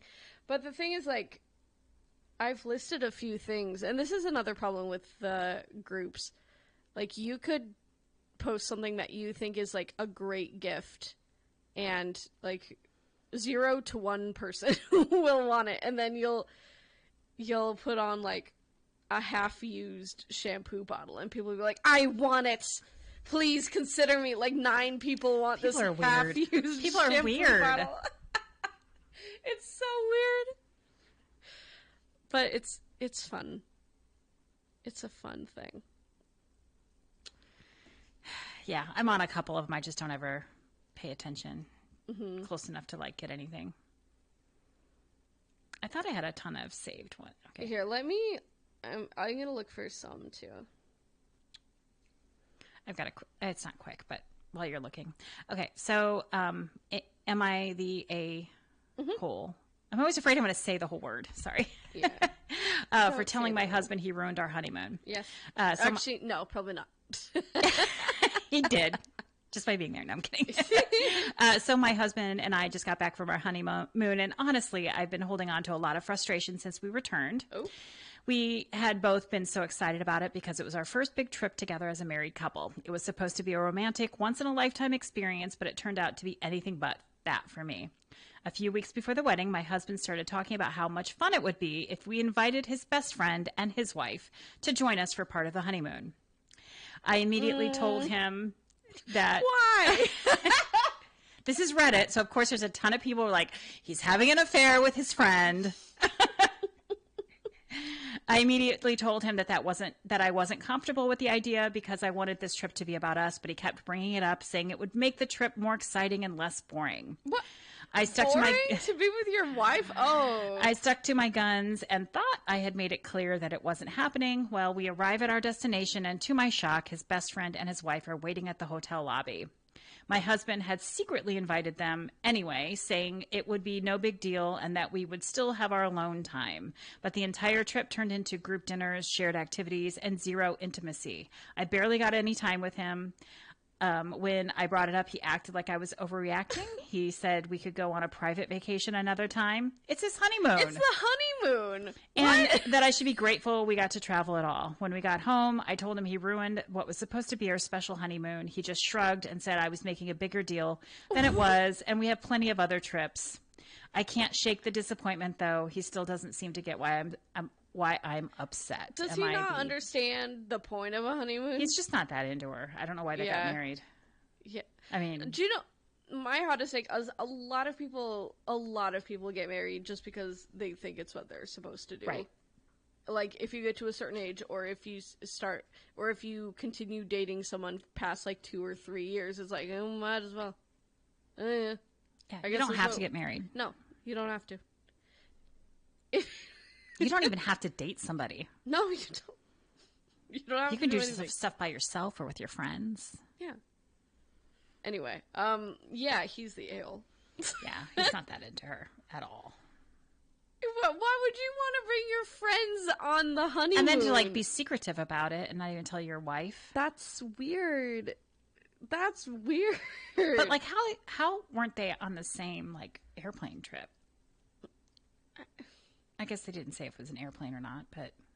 I mean, honeymoon kind of implies, like, they're a faraway somewhere, trip. yeah. Anyway, so I have one here. Am I the A for not inviting my mom to my wife's and my baby shower? My wife's baby shower. My wife and I had a co-ed baby shower 2 weeks ago. Our best friends hosted for us and we gave the guest list. I did not include my mom on the guest list, or her husband, or anyone in my biological family. My mom saw photos from the shower on a friend's Facebook and reached out to cry about missing out on her first-time grandparent experience and being shut out of my life and her first grandchild's life. She asked how my child will know their family if they're not a part of it. Some background to explain why we're estranged. Oh. I didn't realize this was an estrangement thing. Okay, anyway. I never knew my father as a child. Found out more as an adult. My mom was a young single mom who married when I was 2. Her husband never saw me as his kid. His family never accepted me as their family, but my mom was so far up their asses, acting like they were gifts to the world, that she didn't care how they spoke to me. My mom would say that my mom would say they were my dad, her husband, and grandparents, his parents, and aunts and uncles, his siblings, but none of them acted like it, and any time younger me called his parents grandma or grandpa, I was corrected and told to stop calling them that because I was not their kin, and how dare I imply otherwise. I know. I was constantly told to get out of their way or asked why I was there. During family photos, I was encouraged to join by mom, but yelled at by any member of her husband's family for daring to try to step into it. When my half-siblings came along, it got worse. Don't call them siblings. Don't even look at big family gifts because it doesn't include me. They actually gifted trips to us, but, well, not me. So they'd get 5 instead of 6 tickets or passes somewhere, or they'd pay for 5 people to do something and not me. This included stuff with and without them, because they gave me no gifts, and family gifts did not mean me. Oh, and one of those gifts was passes to Disney for 5 days. Oh, that's so Poor sad. Kid. Yeah. My mom let it happen and acted like she was their daughter, sister, aunt, and had no issue with me being excluded. So once I got the chance, I left and distanced myself. My half-siblings treated me like their family did. It's how they were taught to treat me, and they never changed. I never wanted to subject myself to more of that, and I knew I wanted kids and didn't want to subject them to it. Nobody from my side was invited to my wedding, not one. By that point, I had found out about my biological father. He was older, married, none of his family wanted to know me either. My in-laws have been the family I never had. They're wonderful, some friends count too. So yeah, my mom is pissed she wasn't invited and hurt. I can see she wants to be more involved, and she did try to keep me in her life, but I don't think she's good for my kid. Am I the A? No. Absolutely not. During the first paragraph, I was wondering, but then he explained. And she just let it happen. I mean, I don't really have a lot of respect for a mom who doesn't, no, or a dad that doesn't stick up for their own child. No, exactly. Because you have to stick up for your child, because your child's not going to stick up for themselves until they learn to do it, like, much, much later. I want to reach out and adopt that guy. Yeah. But I'm glad he found family. Yeah, me too. I have a Taylor Swift themed one. Okay. would I be the A if I refuse to return a Taylor Swift ticket that StubHub is demanding back from my coworker? They are 27 female. Mm-hmm. Coworker Emily, who is also 27 female, sold me Taylor Swift era ticket. Taylor Swift era's tour tickets last November for one of her shows later this year for $700. Expensive, yes, but the seats are fantastic. Just at the end of the catwalk, 7 rows back or something. Ooh. I have been a huge Taylor Swift fan for a very long time, and it felt like I hit the jackpot when she sold me my ticket because I know how disgustingly overpriced tickets are currently reselling for, especially in North America shows. Yep. Before Emily sold me the ticket, she had it up for sale on StubHub for $2,700, but nobody bought it. Well, yeah. It drives me insane.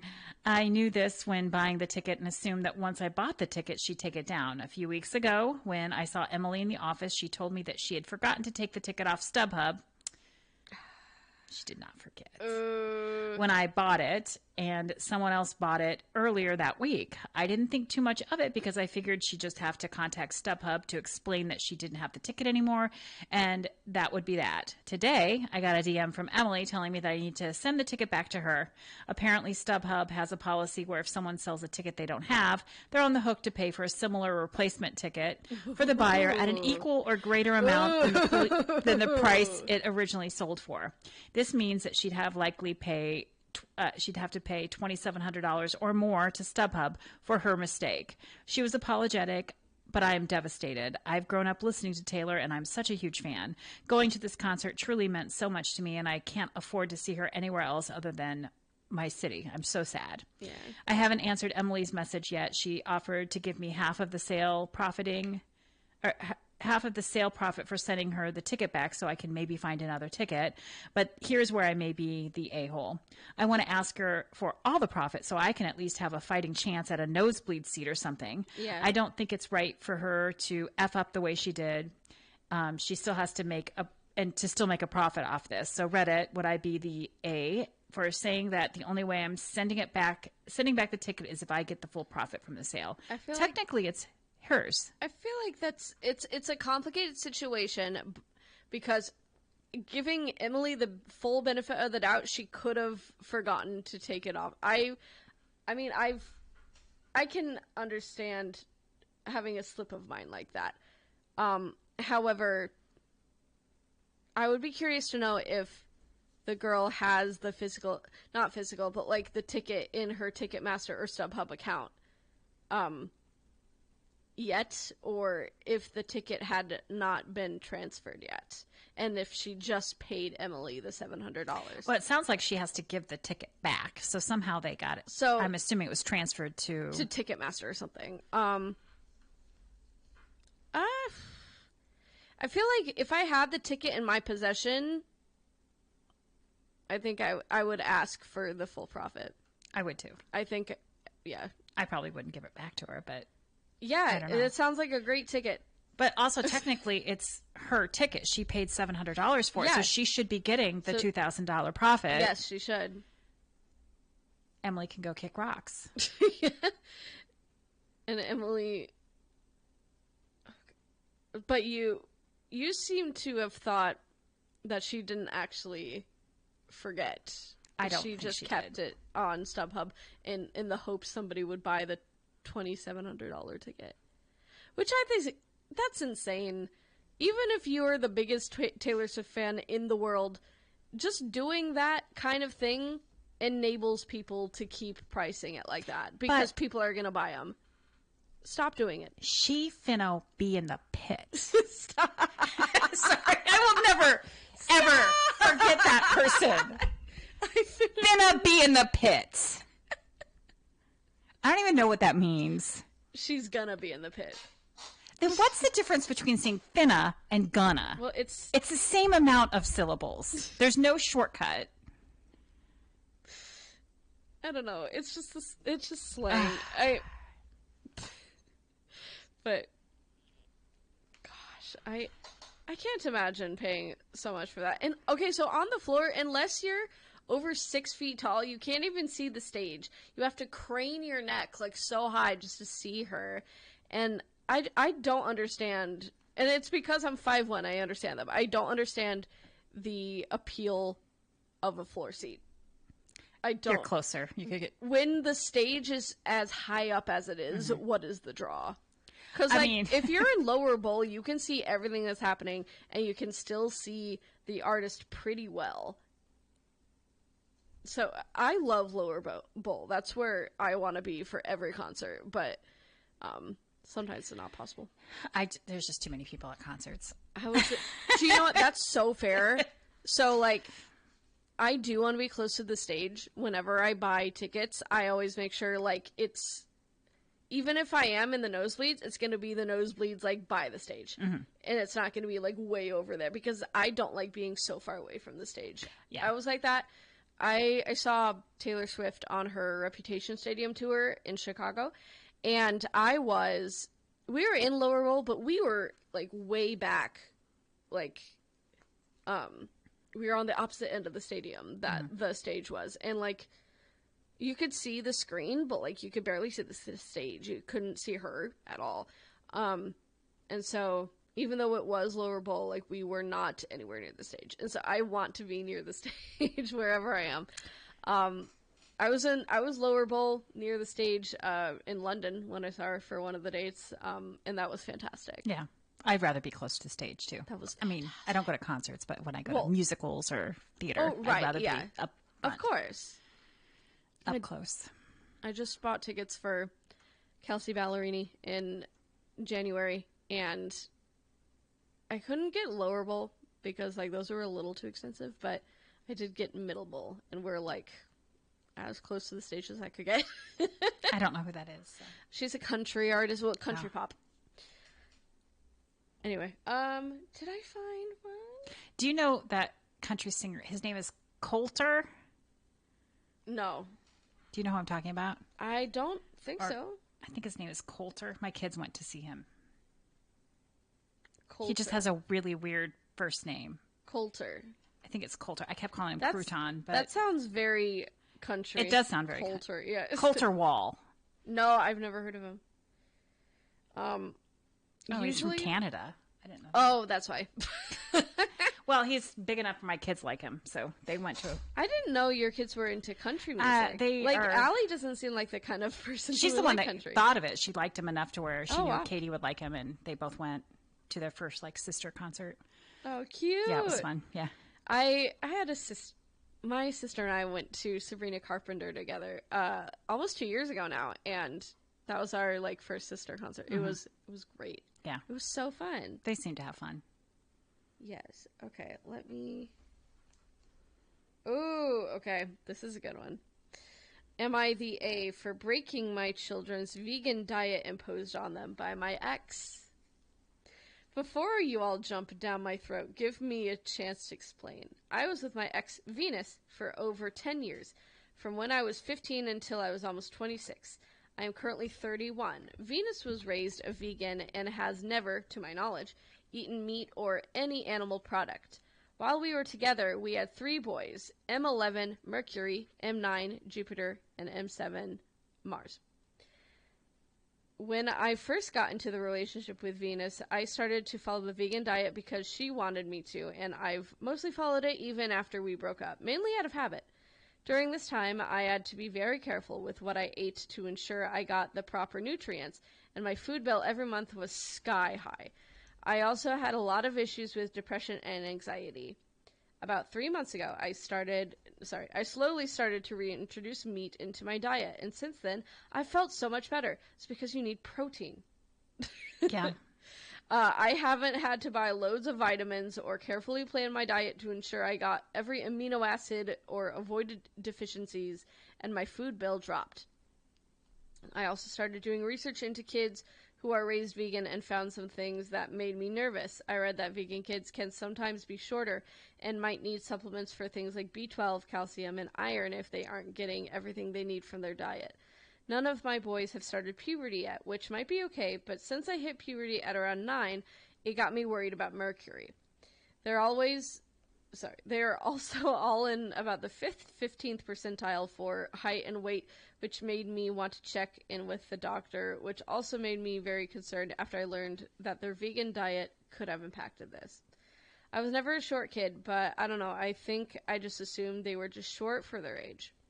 When I brought my concerns to our GP, he recommended introducing meat and animal products into their diets first to see if it would help with growth before considering other options. So, following that advice 6 weeks ago, I decided to slowly introduce animal products into their diets whenever they had their time with me, but it has been slow. I don't want to introduce it too fast, and I gave them the choice with all the information I had and with what the doctor said. I informed Venus about this, and she was furious with me, saying how I'm not just doing it to be vindictive to her when I'm not. And that if I don't stop, she is going to go back to family court and get a child arrangements order changed so she has full custody of the boys and I only get visitation. I told her that this was recommended by their GP, and she said I had no right going into the GP without her. When that is not true, it was during my time with them, and I am entitled to do whatever I want. She's calling me cruel, and she's been telling our boys that they should refuse to eat any animal products and say I'm forcing them, when this isn't true. And every time they've been over, they've loved trying new foods like real milk, eggs, etc. Some they don't like, which is fair. Am I the a-hole? No. No, because they're giving... I mean, I like that he's involving the children in the choice. Of course. Because I don't think there's anything wrong with wanting to be vegan, but it just seems like people that are vegan are annoying about it. I also... they want everyone else to be it. But I also feel like... I also like that he's asking the kids, is this what you want? Right. Because I understand, like, you're at the mercy of whatever your parents want you to eat. But with something like a strict diet, I feel like that's something you should give your children autonomy for. Right. Like, their choice. But I don't know. But it's expensive to be a good vegan. I know. I have a vegan friend, and he's been a vegan since 2010, and he says it's infinitely easier now. There's like so many more like vegan products, and they get better every time. Yeah, I agree. Yeah. And like I think that's so awesome, because I think people should be eating more plant-based. But and I like that they are rebranding. They started rebranding to plant-based. Yes. Because I got a cookbook. I don't remember where I got it from. Maybe it was a website, and it was Forks Over Knives was the name of the site. Oh, yeah?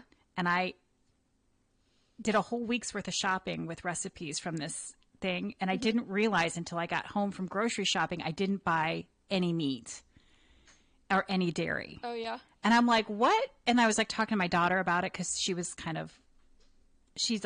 Allie had always been sort of back and forth with vegan, vegetarian. Yeah. Any experience I have is because I was trying to like feed her. But I remember telling Allie about it. She's like, oh yeah, Forks Over Knives. That's like a vegan website that's really popular. And I'm like, oh, I get it. But like it was plant-based, and I did not read that as vegan. Oh. But it's basically trying to encourage you to eat more plant products instead of like not completely go meatless. Like animal byproducts. Which I think should be happening. People would be happier probably if they ate less meat, but I don't think you should go zero. No, it's definitely better for your heart not to have so much red meat.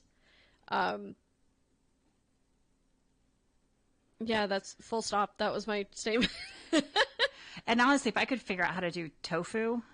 Yeah, I could never figure out how to. One time I bought tofu trying to like use that as a protein in like whatever, I don't know, like salad or whatever I was making, but I don't know how to cook it. And so I just kind of finesse. I just kind of whacked it in the pan and just saw it turn brown. I'm like, all right, I guess I'll eat it. You got to squeeze out the water somehow. Yeah, okay, but I wish somebody had told me. I know, no one told me that. And I was like just taking it fresh out. I was like dumping out the water, but I wasn't like pressing it. No. sometimes it would turn out, sometimes it wouldn't. It was just a lot of extra steps. And it was I'm just like, very flavorless, and you have to season it like meat or whatever. well, that's the beauty about tofu is that it sucks up all of the stuff that you're seasoning it with. Yeah. That's what makes it wonderful when you know how to work with it, but no one ever teaches you how to. Pancheros used to have tofu sada, and like once I figured out that like the tofu sada was so good. It is good, yeah. That I started like whenever I went there, I wouldn't get chicken or anything, which is my usual go-to. But I would get tofu sada, but they don't have it anymore. They don't have it anymore. And so I'm like, oh. But it was so good. That's too bad. Yeah, I can't imagine being vegan in the Midwest. No, not when we have access to like the best animal products. I know. It has to offer. My oldest went on a vacation a couple years ago to California, and she said once they hit California, being vegan was super easy because every single restaurant had that as an option. It was just much more vegan friendly. Mm-hmm. She doesn't do that anymore, but we eat meat now. Meat's just too good. If they invented a vegan burger that tasted exactly like the meat, I'm saying like Impossible real Burger meat, is real close. It is close. It's real close, but it's not the same. I do like Impossible Burgers. It sure beats the bean burgers that I grew up trying. I don't like Beyond Burgers. I like Impossible Burgers. Impossible Burger's pretty good, I think. It is, but it's not the same. And so until it's the same, or until like it's so close that I don't miss the real thing, I don't think I'll be completely. Well, I think that's the problem with people like us, regular people who try to do like vegan. Mhm. We always want to do a substitute. Right. And maybe we should just enjoy. What's the alternative though? Like vegetables and Oreos? But then I have well, Oreos are vegan. Oreos are vegan, which is why I could be a junk food vegan very easily. Well, that's how you have to do it. Yeah. Yeah. A lot of the times. It's too hard. I don't want to read all of my food. No, and you have to be like, make sure even like things like Mike and Ike's or whatever, you have to make sure there's no red dye because it's like made from beetles or something like that. I didn't know that. Yeah, which is why like red dye or red dye 40 or whatever, like vegans cannot have because it's made from a bug. Yeah, I don't want to do that much research into my food. Exactly. Speaking it's so of much effort. Sorry. Dyed food, have you had the Wednesday burger at Burger King yet? The what burger? The Wednesday burger. No. It's like a kind of a purple bun. Oh. It tastes like a regular Whopper Whopper or whatever. I think they have like a special sauce on it or something. I don't love Whoppers. I prefer, if we're talking fast food burgers, I prefer like a McDonald's quarter pounder. And then they have like a onion rings and then this special like voodoo sauce or something that goes with it. It's pretty tasty. But it was just a fun. I think every Halloween they come out with like a bun that's different color. Yeah.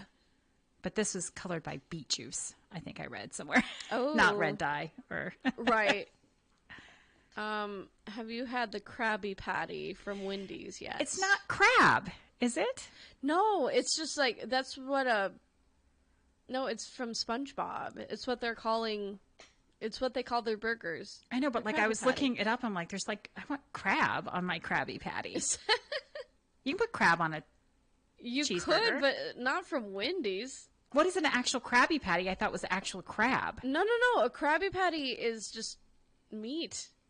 It's in SpongeBob, they were using beef burgers as Krabby Patties.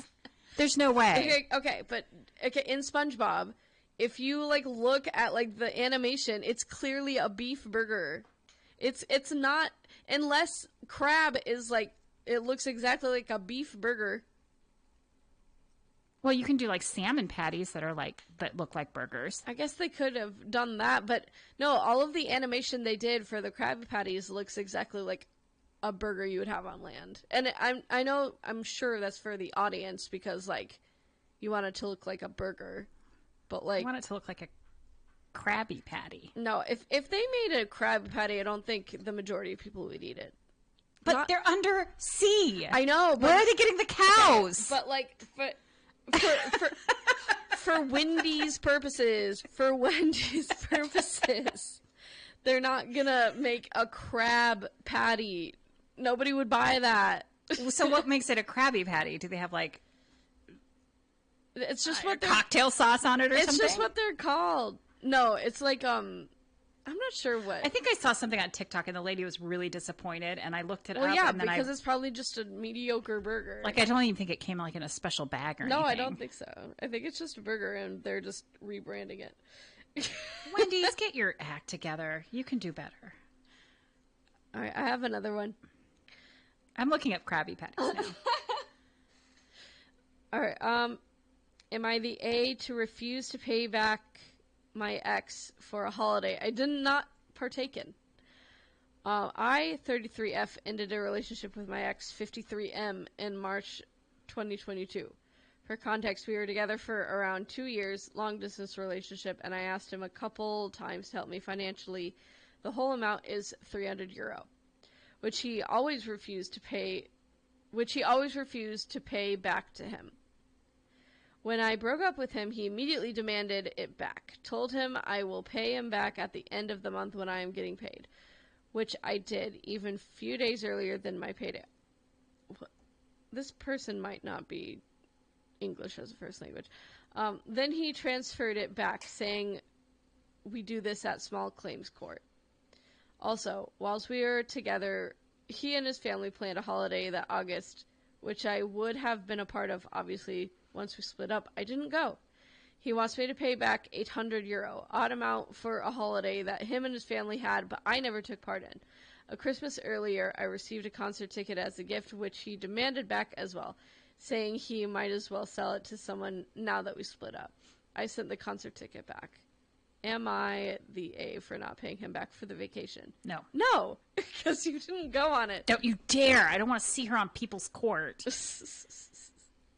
Well, this is Europe, so it wouldn't. I don't. They do it all by like video now, so. Oh, okay.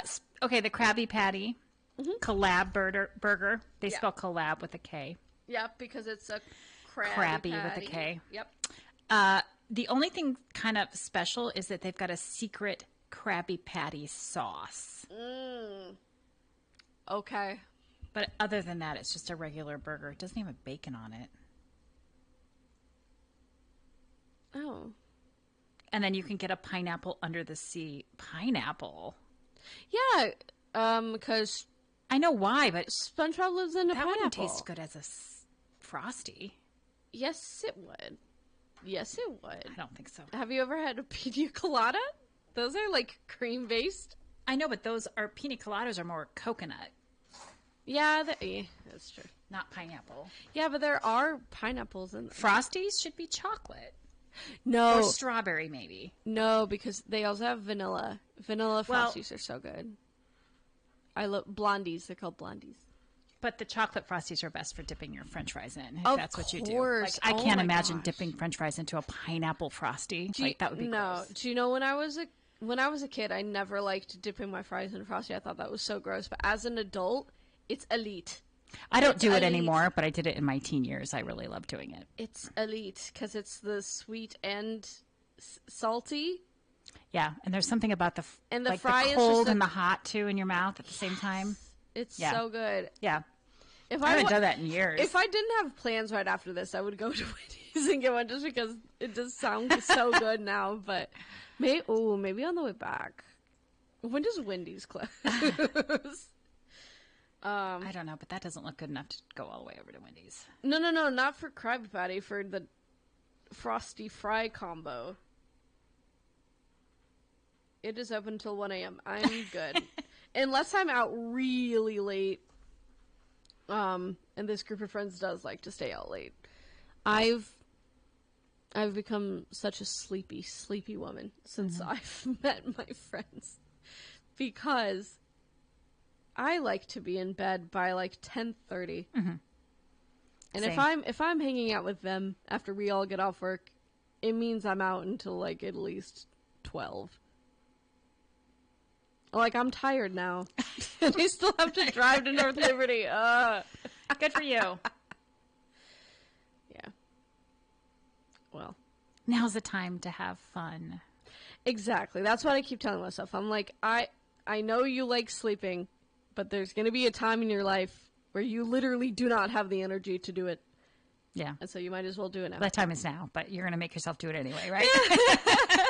I meant I meant physically when I'm old. Or older. I'm falling asleep here. Yeah, sorry, I can't keep you awake. There have been times where I get off the air here, I drive back to my apartment, I do not even turn on the lights. I just get into bed and fall asleep. Mm-hmm. At like 9:30.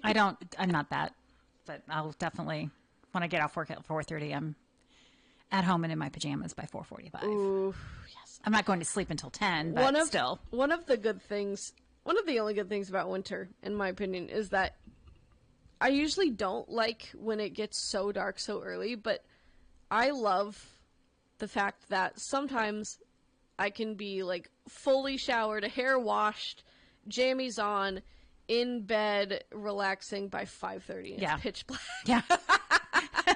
And I have like a lot of time, like just to like watch TV or whatever before bed. And That's it's just what I did all day relaxing. today. Yeah, exactly. In my dark room, just watching TV. Yeah, it's nice. I crocheted a little bit, but yeah, you can crochet while you watch TV. Exactly. Mm-hmm. I even got a light. I had to open it. It came right before I left. That hangs around my neck so that I can see my crochet when I'm in my bed and the lighting's not so great. Oh my gosh, I love that. Like a book light, but for crochet. Exactly. I was going to get like a headlight, but I felt like a tweaker doing that. This is more like classy. A classy project light. I'm very excited. That's what I'm doing when I get home tonight. Crocheting? And then also looking at the new yarn that I bought.